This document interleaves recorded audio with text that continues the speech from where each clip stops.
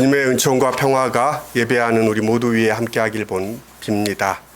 또 이 세계 위에도 주님의 평화가 함께하기를 빕니다. 올 여름은 폭염과 폭서의 의미를 생생히 새긴 여름이었습니다.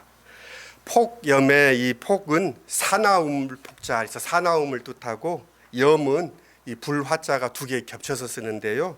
활활 불타오름을 의미합니다. 그러니까 올여름은 사나운 이 폭염이 불타올랐던 여름이기도 하고요. 또 폭서의 서는 이 날일자의 해자를 뜻하는 태양과 해 밑에 서 있는 사람을 뜻하는 서자로 사람 위에 이글거리는 태양을 머리에 이고 있다라는 의미입니다. 모든 것을 살라버릴 듯 불가마 더위가 맹위를 떠쳤을 때 사람은 물론이고 베란다에 있는 식물들도 잎이 타들어가고 급기야는 많은 잎을 이렇게 떨구어 내면서 이 생을 이어가는 것을 보았습니다. 우리 교회는 온실 같아서 제가 나가서 이렇게 베란다의 온도를 보니까 48도 가까이 되는 것을 보면서 와 덥다 오죽하다 이런 생각을 했습니다.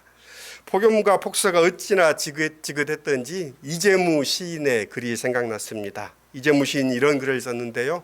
떠날 준비에 여념이 없는 여름님이여 이곳에 더 이상 미련이나 집착두지 마시고 훌쩍 떠나세요. 당신은 원 없이 당신의 모난 감정을 이 땅에 퍼부었습니다. 연일 당신의 그 잘난 비유 맞추느라 우리는 녹초가 되었습니다. 물론 당신 덕으로 오곡백과는 무르익어 두어 달 후엔 알찬 결실을 맺을 것입니다. 그것은 그때 가서 따로 감사의 예를 올릴 것이니 지금은 당장 뒤도 돌아보지 마시고 임기 마친 관료처럼 떠나십시오. 참 이 시인의 이 글이 그렇습니다. 그래서 사는 일에 지친 몸과 마음에 그만 화기를 불어넣으시고 절기의 본분을 지키시기 바랍니다. 여름님이시여 명년엔 순한 성정으로 돌아오시기를 간구하며 이만 총총이라고 이재무 씨는 글을 썼는데요. 아직 늦더위가 기승이지만 백로에 접어들면서 이제는 조금 아침 저녁으로 살만합니다. 부정한 사람들이 은혜를 받을 자격이 있는가? 이것이 이 신약성서의 복음서를 통해서 들려주는 메시지입니다. 모든 음식은 깨끗한데 밖에서 안으로 들어가는 것이 사람을 부정하게 만든다라는 예수의 이 말씀은 부정한 사람도 은혜를 받을 자격이 있다는 예수의 말씀입니다. 그래서 복음서의 결론은 부정한 사람도 은혜를 받을 수 있다라는 것이 예수를 통해서 우리가 알게 되는 말씀입니다.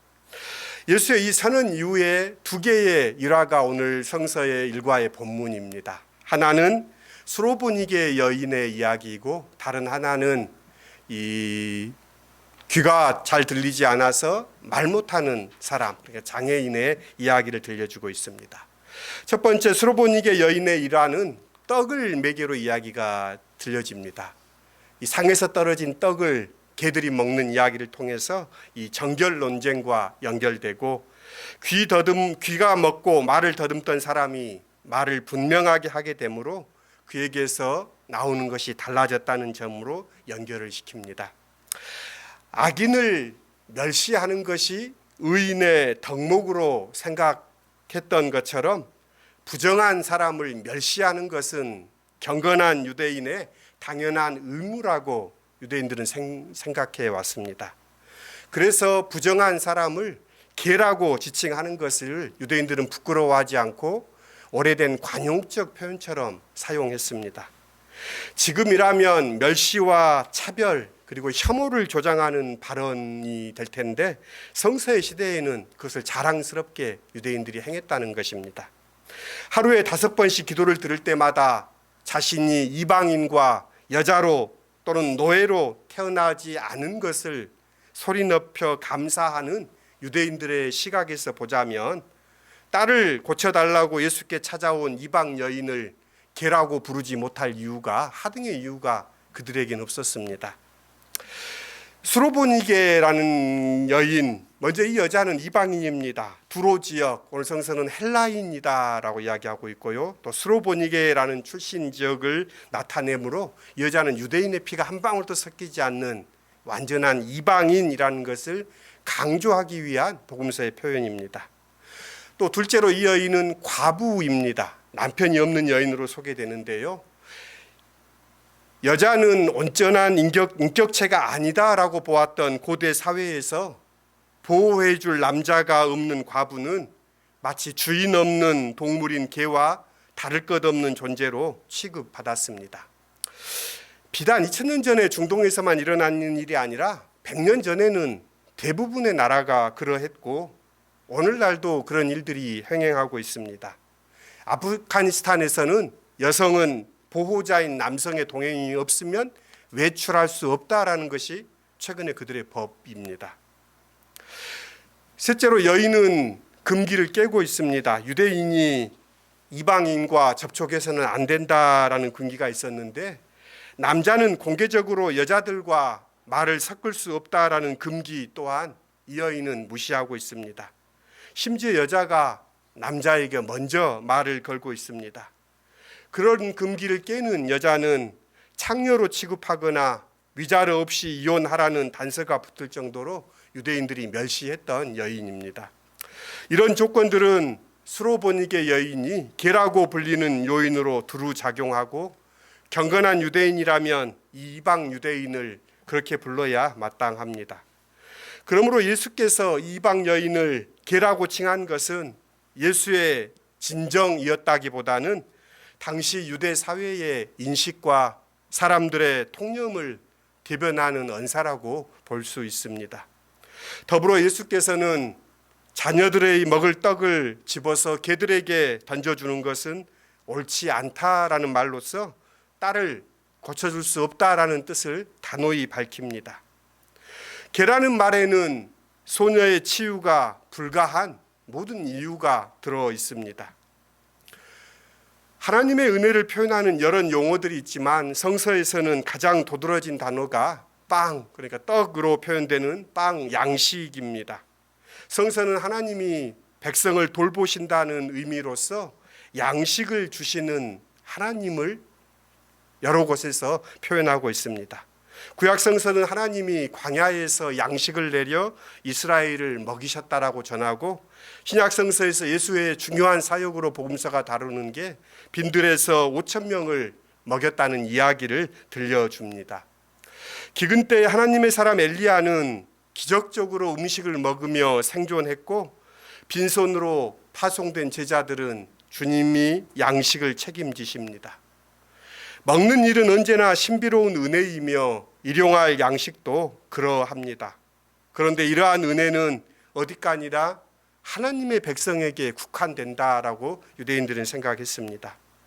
이방인에게 이런 양식이 주어졌다는 사례가 유대인들의 경전에 없으므로 예수께서는 거룩한 것을 개에게 주지 말라라고 말을 하신 적도 있습니다. 먼저 자녀를 배불리 먹게 해야 한다는 말은 나는 이스라엘의 잃어버린 양 외에는 다른 데로 보냄을 받지 않았다라는 언사와 더불어 자녀의 떡을 개에게 주는 것이 마땅하지 않다라는 말씀의 근거가 됩니다. 그런데 놀라운 일이 일어납니다. 그런데 그 여자는 자신이 빵을 얻을 자격이 있다는 것을 스스로 증명해냅니다. 그 증명은 나는 개가 아니다라는 항변으로 얻어내지 않습니다. 오히려 여인은 자신이 개라는 사실을 시인하는 동시에 개들도 권리가 있음을 말합니다. 주인의 상에서 떨어진 부스러기를 얻을 권리가 개에게는 있다는 것이지요. 예수께서 5,000명을 먹이실 때 누구도 제외시키지 않고 모두 다 배불리 먹이셨습니다. 그리고도 12바구니 부스러기가 남았습니다. 부스러기란 먹고 남은 찌꺼기를 의미하는 것이 아니라 모든 필요를 다 채우고도 남는 하나님의 은혜의 풍성함을 성서는 의미합니다. 그러니까 개조차도 다 먹인다 해도 줄어들거나 모자랄 일이 없는 하나님의 은혜, 하나님의 신비를 가리키는 말입니다. 실상 여인이 이야기하고자 하는 것은 개의 권리가 아니라 하나님의 그 은혜입니다. 과부이고 자신의 딸이 아파 청하는 자신을 돌보시는 하나님의 그 은혜에 대한 그녀의 믿음이기도 합니다. 자녀들에게만이 아니라 하나님은 개들에게도 은혜를 베푸신다라는 그녀의 발설은 놀랍습니다. 여인이 자신이 개라고 기꺼이 인정할 수 있었던 힘은 개들일지라도 외면하지 않는다는 하나님의 자비의 신뢰에서 비롯됩니다. 하나님은 이방인들을 유대인들과 다르게 취급하지 않습니다. 하나님은 누구에게나 자비를 베푸신다는 뜻밖의 이 진실이 개로 취급받은 여인을 통해 드러나는 순간이기도 합니다. 이는 오랫동안 하나님의 자녀이다라고 자처해왔던, 그래서 하나님의 은혜를 자신들이 독점한다라고 생각했던 유대인들에게는 말문이 막히는 사건입니다. 이 이방 여인의 믿음은 충격적이기도 합니다. 예수께서도 이 여인의 믿음에 놀랍니다. 소위 이방인, 과부, 또 외람된 행실 등의 외적인 조건들로 인해 이 여인이 부정하다는 유대인들의 판단이 틀린 것은 아닙니다. 그러나 여인의 마음에서 나온 말, 하나님은 개에게조차도 자비롭고 풍성하다는 말은 이 여인이 누구인지를 드러냅니다. 내가 이렇게 말하니라는 예수의 말씀이 이를 뒷받침합니다. 딸이 치유되는 은혜의 문은 그 여인의 입속에서 나온 말에 의해 열립니다. 내 믿음이 너를 구원하였다라는 말은 그런 의미입니다. 여인의 믿음이 옳다는 것은 이방인의 땅에서 이방 여인의 딸의 귀신이 쫓겨났다는 것을 통해서 증명됩니다. 이어 귀먹고 말을 더듬는 사람을 고치는 일화가 이어집니다. 그런데 마가복음에 이 예수님의 동선을 특징적으로 기록하고 있습니다. 예수께서 다시 두로 지방에서 나와 시돈을 지나고 데가볼리 지방을 통과하여 갈릴리 호수에 이르매, 앞의 사건은 두로에서 있었던 일입니다. 그리고 오늘 이어지는 사건은 얼마의 시간이 지나고 갈릴리 호수 근처에서 있었던 사건임을 드러내고 있습니다. 예수께서는 이방인 지역인 두로와 시돈, 데가볼리 지방을 거쳐 가십니다. 경건한 유대인이라면 가지 않을 곳을 예수께서는 두루 다니십니다. 복음서 기자는 이를 의도적으로 기록하고 있습니다. 그래서 이방인의 지역을 의도적으로 예수께서 지나가고 계시다는 것을 우리에게 알게 합니다. 시돈과 두로와 데가볼리는 이동 동선으로 적절하지 않지만 모두가 이방 지역이라는 점에서 예수께서 이방인의 땅을 고루 다니셨다는 것을 우리에게 알려줍니다. 예수 시대의 유대인들은 자신들에게만 하나님의 은혜가 있다고 생각했듯이 어쩌면 오늘의 교회도 은혜가 교회 안에만 있다고 합니다. 그러나 하나님의 은혜는 사람을 가리지 않습니다. 어쩌면 주님은 그가 그리스도인이냐 그리스도인이 아니냐가 하나님의 은혜를 베푸는 기준이 아닙니다. 그가 교회를 다니느냐 교회를 다니지 않느냐도 하나님은 따지지 않을 듯합니다. 그가 누구이든 하나님의 구원 베푸시기를 그가 원하느냐일 것입니다. 그래서 성서는 하나님이 은혜를 구하는 자에게 은혜를 주시는 분으로 우리에게 들려줍니다. 대한민국은 높은 경제 성장을 이뤘습니다. 그만큼 역설적이게도 양극화는 심해졌고 또 더 견고해진 자본주의는 참 새로운 신분 구조를 만들어냅니다. 그래서 빈곤층은 생존과 실존의 절벽으로 내몰리고 있습니다. OECD 보고서에 따르면 최고의 자살률이 보여주듯 타인을 수단으로 생존해야 하는 사람들에게 종종 살아있다는 것은 때로는 모멸감으로 다가옵니다. 사람은 좀처럼 탈출구가 보이지 않을 때는 스스로 자살을 함을 통해서 이 비극을 종결하려 합니다. 우리가 사는 세상은 어쩌면 실존보다는 생존을 강요하는 사회 문화가 바탕에 깔려 있습니다. 실존을 망각한 채 가라앉지 않는 이 생존의 불안과 열등감에 어찌할 줄 몰라 타인을 모멸하고 자신까지 모멸하는 모멸 사회가 한국 사회의 어쩌면 현실일 것입니다. 미국의 사회 심리학자인 고든 울버트는 편견 없이 진실한 만남을 갖기 위해서는 위로부터의 지지가 중요하다고 했습니다. 그는 미국 사회의 차별을 연구하면서 어떻게 하면 흑인과 백인이 함께 인간적인 교류를 나누며 살까를 오랫동안 연구했습니다. 그러면서 그는 흑인과 백인이 한 공간에서 일할 때 인종차별을 단호히 반대하는 그 그룹의 리더가 있다면, 기업가나 교장이나 대통령이 있다면 그곳에는 인간적인 교류가 이루어질 수 있다라고 이야기합니다. 하지만 그 그룹의 리더가 그러한 단호한 의지가 없다면 그것은 다른 인종에 대한 편견이 확대되는 장으로 이어진다고 이야기합니다. 우리가 살아가는 세상은 어쩌면 한국은 편견과 차별, 극단의 대립이 이어진 것이 지도자들이 그것에 대한 어떤 입장, 어떤 시선을 갖느냐가 영향을 미치는 것 같습니다. 윤석열 대통령이 집권하고 나서 초기에 교통권 투쟁에 나선 장애인들의 이야기가 있습니다. 그래서 그들은 출근하는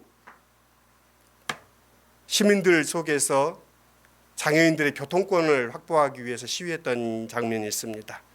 그러면서 대통령이 이런 언사를 했죠. 서울 시민의 아침 시간을 볼모로 잡았다면서 이 장애인들의 권리 투쟁에 대해서 비난하는 이야기를 했습니다. 그런데 장애인이 권리 투쟁에 자신들의 권리를 주장하는 것은 정부입니다. 문제의 당사자인 정부는 쏙 빠지고 시민과 장애인이 대립하는 그런 구도로 바꿔놓는 그런 언사를 사용합니다. 그렇게 될 때는 가장 약한 사람끼리 서로에게 상처를 입히고 서로 싸우는 그런 환경을 만들어집니다. 사회적 낙인을 악화시키는 적극적인 그런 개입이 되고 마는 것입니다. 어떤 신념을 갖느냐는 참 중요합니다. 차별을 내면화하게 하는 이 세상 속에서 하나님은 차별하지 않으시고 하나님은 모든 사람에게 은혜를 베푸신다. 믿는 그리스도인들도 이를 내면화해야 할진데 세상 속에 살아가다 보면 우리도 어느덧 이 세상의 질서에 휩싸여 든 것이 우리이기도 합니다. 예수께서는 탄식하듯 말씀하십니다. 한 장애인이 당신 앞에 나왔을 때 에바다라고 말씀하십니다. 이는 한 개인의 치유를 넘어 유대인과 이방인으로 대표되는 견고한 소외와 배타, 적대에 대한 치유의 성격을 담고 있습니다. 수로보니게 여인의 딸에게서 귀신을 몰아낸 것도 역시 같은 맥락을 지닙니다. 명목상으로는 이방인들을 고치신 일이지만 실제로는 제대로 듣고 말해야 할 사람들은 유대인들이기도 합니다. 그리고 예수의 하신 일에 대한 이방인들의 응답이 기록됩니다. 유대인들의 반응과는 다른 차원입니다. 이사야를 알지 못하는 이방인들이 이사야의 예언으로 예수를 이해하니 말입니다. 듣지 못하는 자가 듣게 되고 말 못하는 자가 노래하리라는 이사야의 예언을 상기시키는 치유가 현실이 됩니다. 특별히 손가락을 그의 양 귀에 넣고 침을 뱉어 그의 혀에 손을 대셨다라는 치유 행위가 언급되면서 주목됩니다. 결정적으로 에바다라는 말이 이 치유의 핵심을 드러냅니다. 오늘 설교의 제목도 이 에바다라는 말 이후에 있었던 열리고 풀리고 분명해졌다라는 이 동사로 설교의 제목을 정했습니다. 하나님이 하시는 것은 막힌 것을 소통되게 하시고 묶였던 사람들을 풀어 자유롭게 하시고 자기 목소리를 갖지 못하는 사람들이 분명한 목소리를 갖게 하시는 분이라는 사실입니다. 하나님을 자기 도움으로 삼으며 여호와 자기 하나님께 소망해 두는 자는 복이 있다라고 하는 시편 146편은 이야기합니다. 예수를 길로 삼는 모든 이들, 차별 없이 베푸시는 하나님의 은혜를 입은 우리가 다른 누군가를 차별할 수 있겠습니까? 우리가 다른 사람들을 차별한다면 그는 아직 은혜에 이르지 못한 것입니다. 우리는 유대인도 아니었고 우리는 혈통적으로 하나님의 백성이라고 주장할 만한 아무것도 갖지 못한 사람들입니다. 그런 우리들이 그 은혜를 입은 사람들입니다. 하나님의 은혜는 철저히 사랑에 근거합니다. 그 사랑이 우리를 받아들여주고 우리를 하나님의 은혜 안에 살게 합니다.